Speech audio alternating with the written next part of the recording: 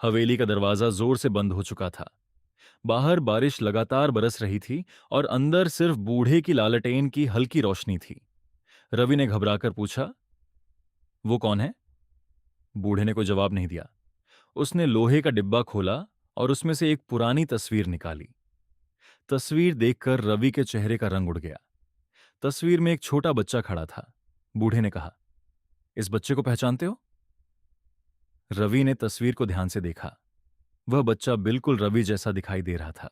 रवि ने कहा, यह मैं नहीं हो सकता। यह तस्वीर तो बहुत पुरानी है। बूढ़े ने धीमी आवाज में कहा, यही तो इस रहस्य की शुरुआत है। अचानक हवेली की ऊपर वाली मंजिल से किसी के चलने की आवाज आई।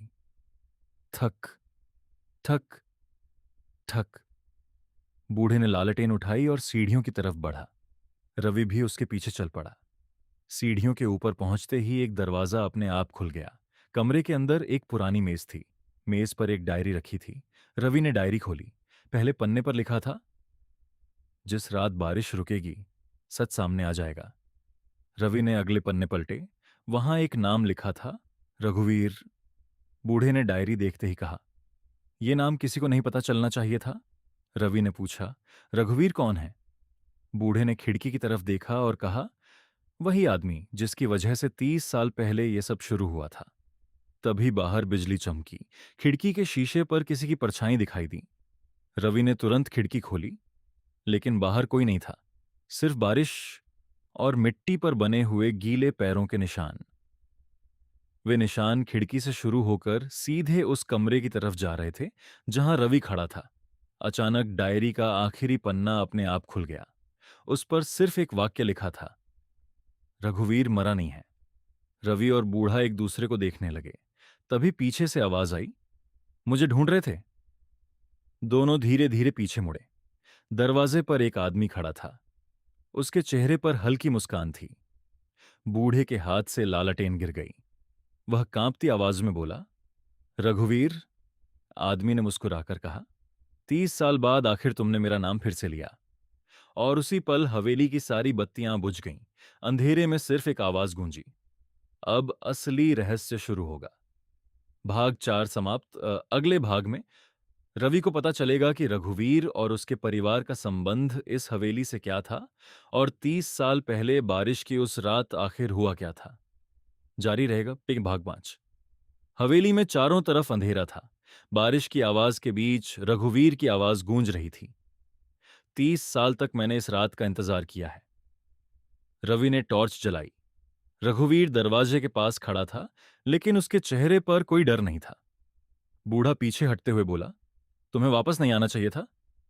रघुवीर हंसा, मैं वापस नहीं आया, मुझे बुलाया गया है। रवि ने पूछा, किसने बुलाया?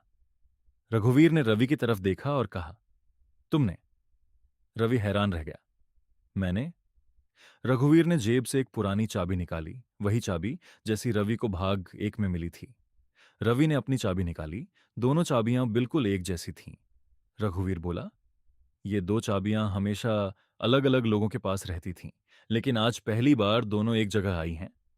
तभी हवेली के फर्श के नीचे से हल्की आवाज आने लगी, थक थक थक। बूढ़े ने तुरंत कहा, नीचे मत जाना। लेकिन रवि ने फर्श पर लगी पुरानी लकड़ी हटाई। नीचे एक छोटा सा रास्ता दिखाई दिया। तीनों धीरे धीरे नीचे उतर गए। रास्ता उन्हें एक पुराने कमरे तक ले गया। कमरे की दीवार पर एक बड़ा नक्शा लगा था।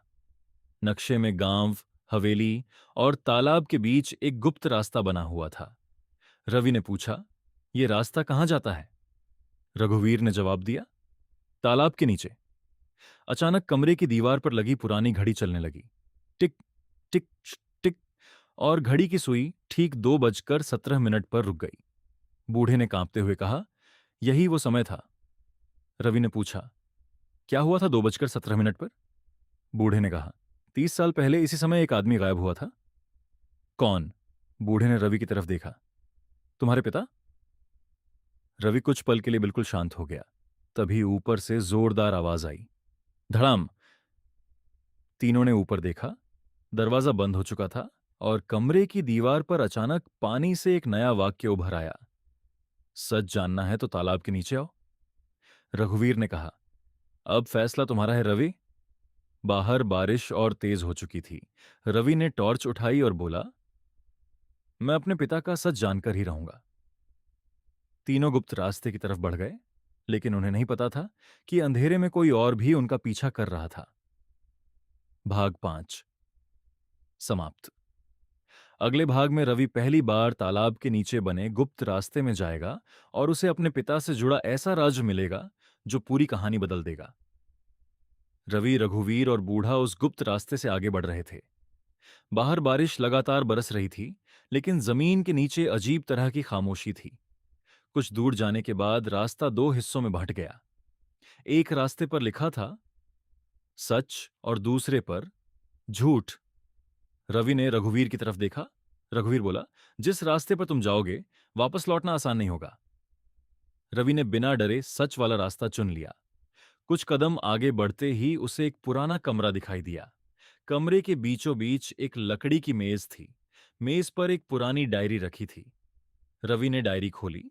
पहले पन्ने पर लिखा था, अगर ये डायरी किसी को मिले तो समझ लेना कि मैं सच छुपाकर नहीं गया। नीचे नाम लिखा था अर्जुन। रवि की आंखें खुली रह गईं। अर्जुन उसके पिता का नाम था। रवि ने जल्दी जल्दी अगले पन्ने पलटे। डायरी में लिखा था कि 30 साल पहले अर्जुन को हवेली में एक ऐसा रहस्य पता चला था जिसे गांव के कुछ लोग दुनिया से छुपाना चाहते थे। लेकिन डायरी का आखिरी पन्ना फटा हुआ था। रवि ने पूछा, बाकी पन्ने कहाँ हैं? बूढ़े ने चुपचाप तालाब की तरफ इशारा किया। तभी दूर से पानी गिरने की आवाज आई। तीनों आगे बढ़े। एक विशाल भूमिगत कमरे में पहुंचकर रवि रुक गया। सामने पानी के बीच पत्थर की एक छोटी सी जगह थी। वहां एक पुराना लोहे का बक्सा रखा था। रवि ने बक्सा खोला। अंदर एक तस्वीर थी। तस्वीर में उसके पिता अर्जुन खड़े थे और उनके साथ रघुवीर भी था। रवि ने रघुवीर की तरफ देखा। तुम मेरे पिता को जानते थे? रघुवीर ने सिर झुका लिया। हां। फिर इतने सालों तक मुझसे झूठ क्यों बोला? रघुवीर ने कहा, क्योंकि तुम्हारे पिता ने मुझे एक वादा दिया था, तुम्हें इस रहस्य से दूर रखने का। रवि ने गुस्से में पूछा, मेरे पिता के साथ क्या हुआ था?